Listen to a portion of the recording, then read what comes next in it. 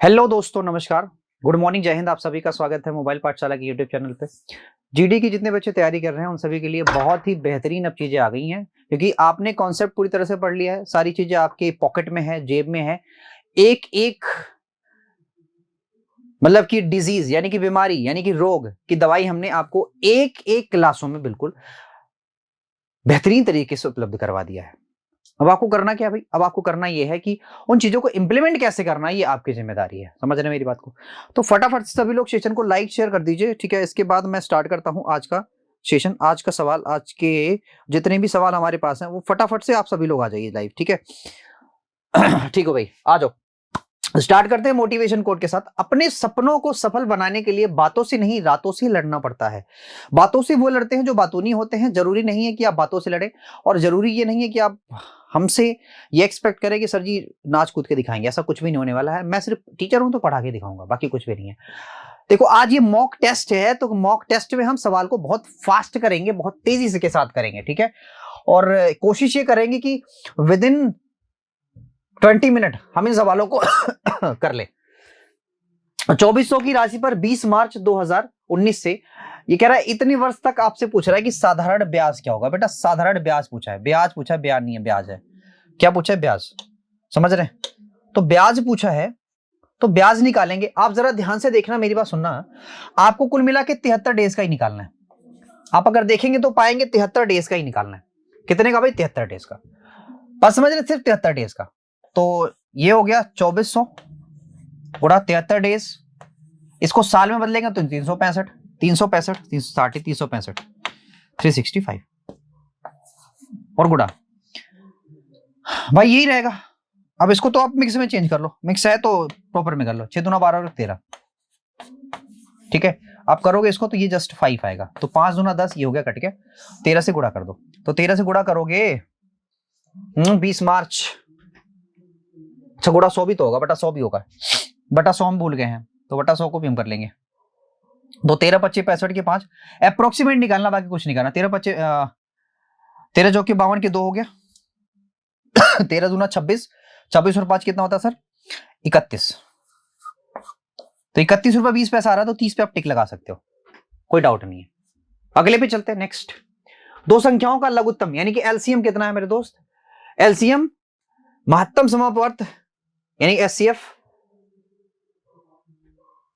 60 और 5 है। तो अगर मैं दो संख्याओं को HX और HY मान लूं, मैं हमेशा यही बोलता हूं, तो एलसीएम हमेशा क्या होगा? क्योंकि जो कॉमन है वो एक बार लिखा जाएगा, और जो कॉमन नहीं है उसको भी लिख लिया जाएगा। होगा आपका एलसीएम। एचसीएफ तो ऐसे दिख ही रहा है। तो मेरे दोस्तों, मैं आपसे ये बोल दूं कि अगर मैं एलसीएम में एचसीएफ से भाग देता हूं तो H से H कट जाएगा, बचेगा क्या? X into Y. अब ये X इंटू वाई वो X इंटू वाई है जिसमें कोई भी चीज कॉमन नहीं होती।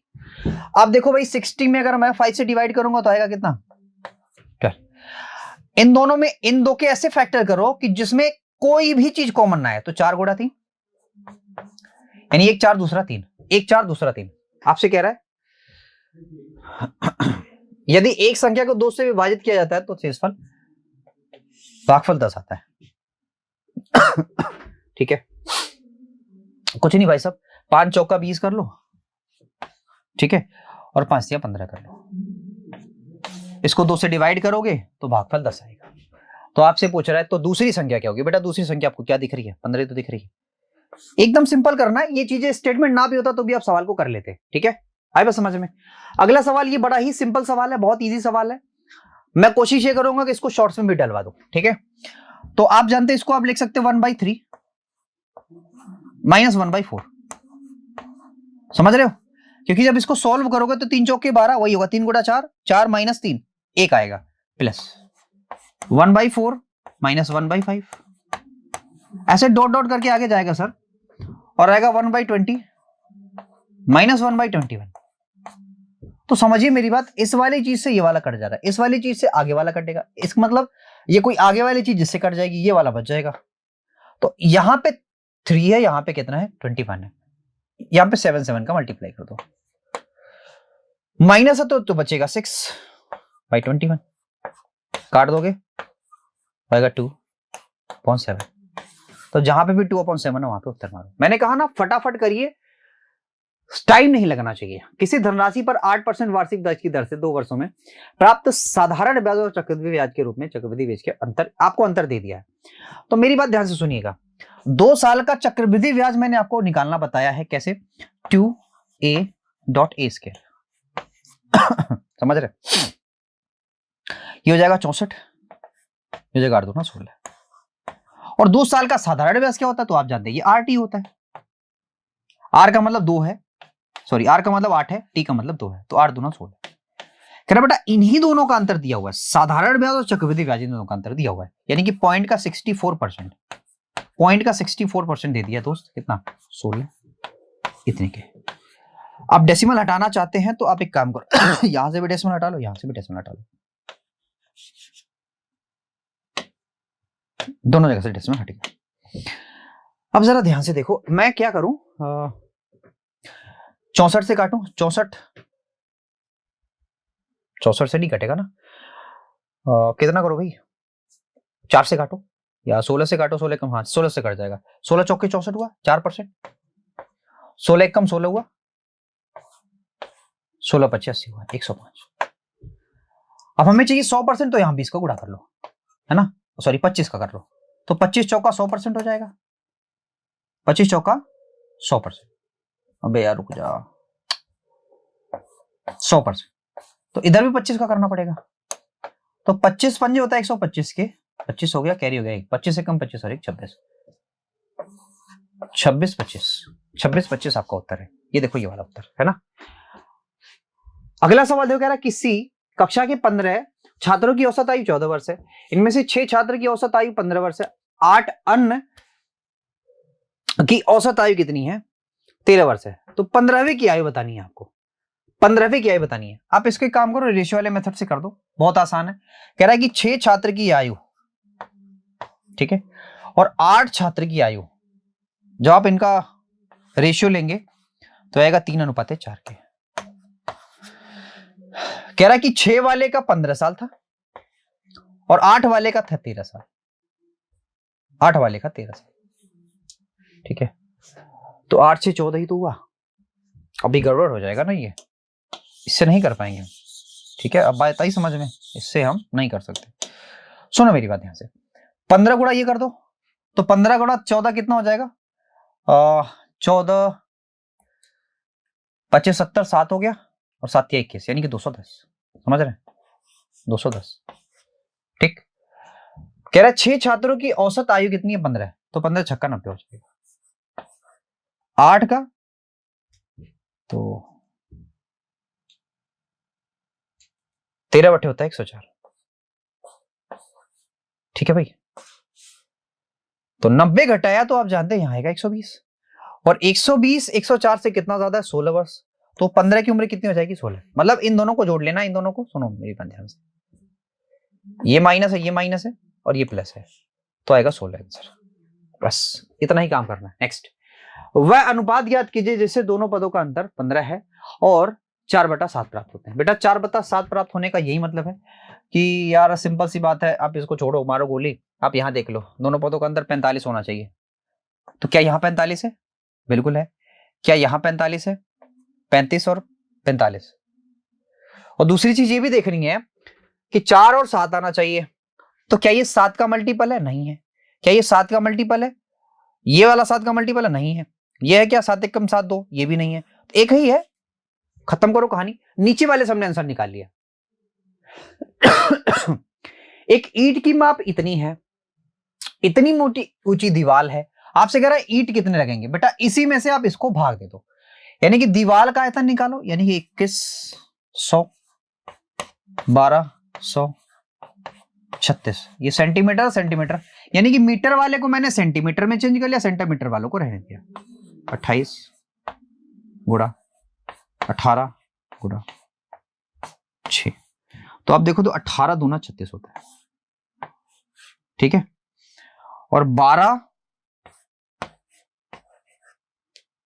3 36 होता है। अरे ये मैं कर क्या रहा हूं, सुनो भैया, इसको छोड़ दो भैया, 18 दूना 36 हो गया, ठीक है, 6 दूना 12 हो गया, ठीक है, यहां भी 2 बचा, यहाँ 200 एक्चुअली बचा, ठीक है। और 7 से काटो तो 7 चौके 28, 4 से काटेंगे तो ये भी 2 और ये भी 2 कट गया, और 7 तिया कैसे नहीं होंगे 300, तो कुल मिला के आया 30,000 ये उत्तर है। और तो कुछ बचा ही नहीं है ना, ऊपर तो सब कट गया था। एक व्यक्ति ने एक कार 3,80,000 में बेची और 5% की हानि उठाई। 15% का लाभ कमाने के लिए कार को कितने में बेचना पड़ेगा? तो मेरे दोस्त पहले तो आप ये देख लो कि 95 वस्तु को बेच दिया जा रहा है 3,80,000, ठीक है। तो 19 पच्चे 95, 19 दूना 38, 4 जीरो ही 3 जीरो है, 3,80,000 4 जीरो होगा, तो 5% की वैल्यू आ गई। आपसे कह रहा 15% का लाभ कमाना, यानी 115% की वैल्यू चाहिए। अरे भाई 100 क्रय मूल्य, तो 5 को अगर मुझे 115 बनाना तो 23 का गुणा कर देना पड़ेगा, तो 23 का गुणा करेंगे 115 हो जाएगा, इधर भी 23 कर दो, 23 दूना 46 आपका उत्तर हो जाएगा, 23 दूना 46, बस कहानी खत्म।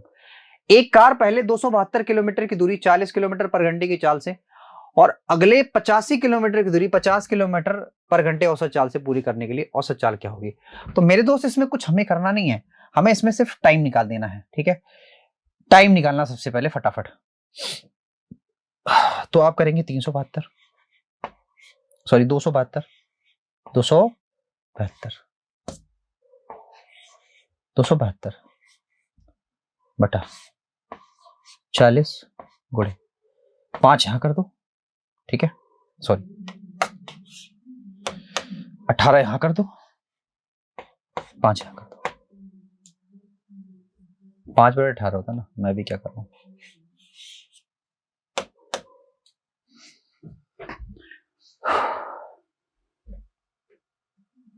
पांच यहां कर दो, 18 ऊपर कर दो, 5 यहां कर दो, 18,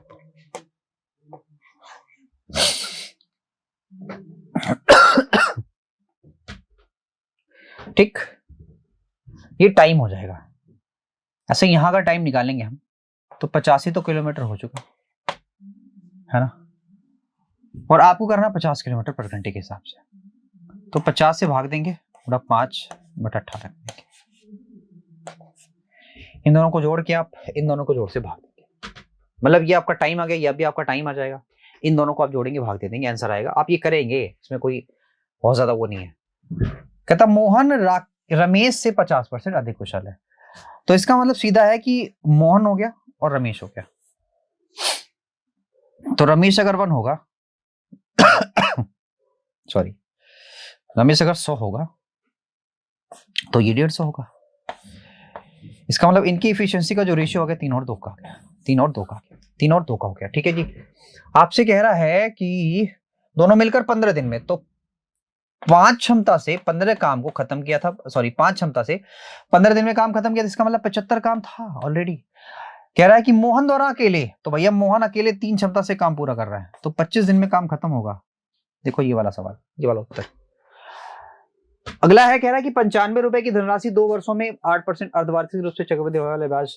ये एकदम गजब सवाल है, बहुत प्यारा सवाल है, लेकिन आपको इसमें करना सिर्फ इतना है कि आपको 75 को मार के आंसर निकल लेना है। पूछो क्यों निकलना है? आसान ये है, इसलिए आसान मैं बना दे रहा हूं इसको, क्योंकि आप जानते हैं कि ये अर्धवार्षिक कह रहा, तो 4% ब्याज हो जाएगी सीधे सीधे आधा, और ये 4 टर्म का ब्याज पूछ रहा है बेटा। 4 टर्म का जब ब्याज निकालेंगे तो 4% हमेशा 25 समथिंग करके देता है, हमेशा 25 समथिंग, तो 75 भी दे सकता है, और कुछ भी नहीं करना इसमें।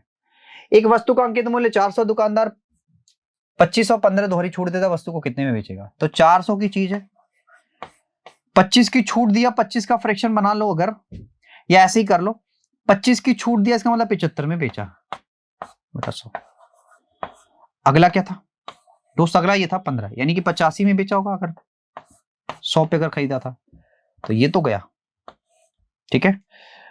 25 चौका 100, 25 चौका 100, 4 से कट गया, 25 3 75, 3 का गुणा कर दो, 3 5 15 के 5, 3 8 24, अरे 25, 255, 255, ठीक है।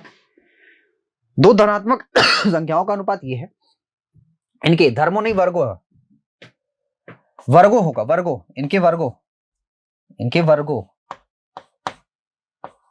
वर्गो स्क्वायर होगा, स्क्वायर का सम कह रहा ये है। इन संख्याओं का योग क्या होगा? मेरे दोस्तों संख्याओं का जो योग होगा 4 3 7 होगा, इसी के मल्टीपल में चलेगा। 7 से कौन कर रहा है? सिर्फ ये वाला नंबर। तो ये वाला आपका उत्तर है, बाकी कहानी खत्म करो। हमें कुछ करने की जरूरत नहीं है, हमें ये देखना है संख्याओं का योग 7 का मल्टीपल में होगा तो 7 आपका 7 का मल्टीपल होगा 7, 14 एक ही है। बाकी और कुछ होता तो और हम बढ़ाते आगे, नहीं है तो क्यों, क्या फायदा बढ़ाने से। कह रहा है एक व्यक्ति ने वेतन में पहले 15% की वृद्धि हुई, 15% कमी, तो 15 15 का कितना 225 यानी कि कमी होती है मेरे दोस्त। इसका आंसर होता है ऐसे करके,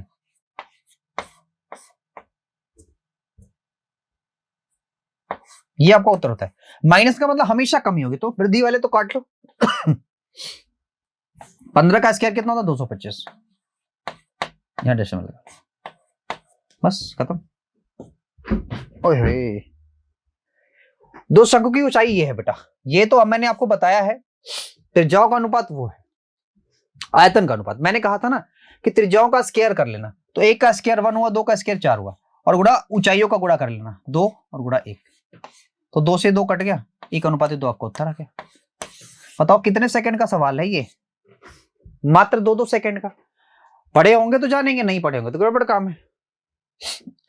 आपसे कह रहा है मिश्रधातु A 40 kg, मिश्रधातु B 63 kg में मिलाया जाता है। मिश्रधातु A में लेड टिन का अनुपात क्या है? ये इसमें क्या है ये? तो नई मिश्रधातु में ये टिन है, दिन नहीं है, टिन। टिन की मात्रा ज्ञात कीजिए, आप समझ रहे हैं?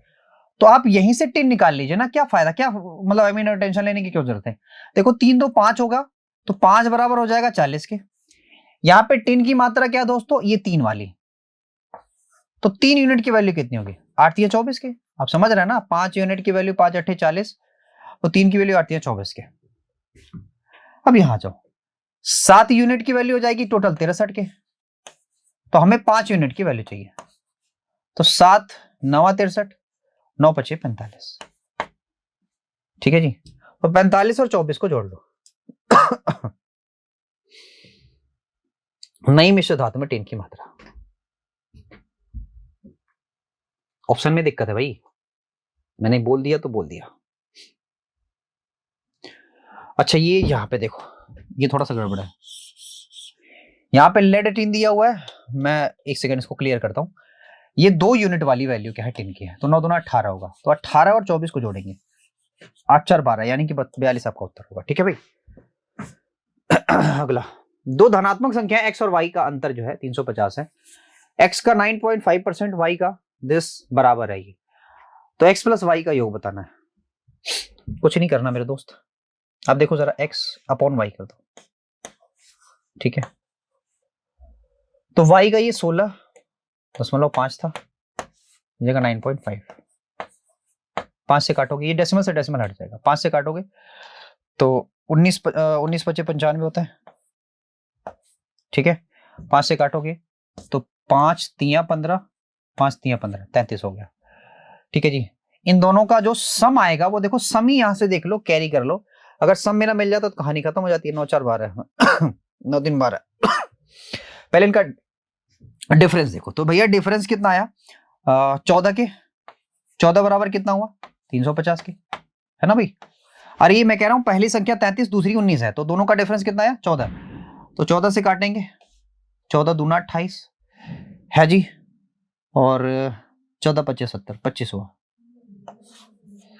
तो आप देखो 9 3 12 के 2 हो गया, 9 3 12 के 2, ठीक है, और 3 और 1 4 1 5, गुणा 25 कर लो, 25 दूना 50, 0 हो गया। 25 पंजे होता है 125 के, तो 1300 आपका उत्तर हो जाएगा, ठीक है जी। 1300 उत्तर आपका है। नेक्स्ट अगला, यदि किसी वस्तु का विक्रय मूल्य 3 गुना हो जाए, लाभ 4 गुना हो जाए, तो बहुत आसान है ये।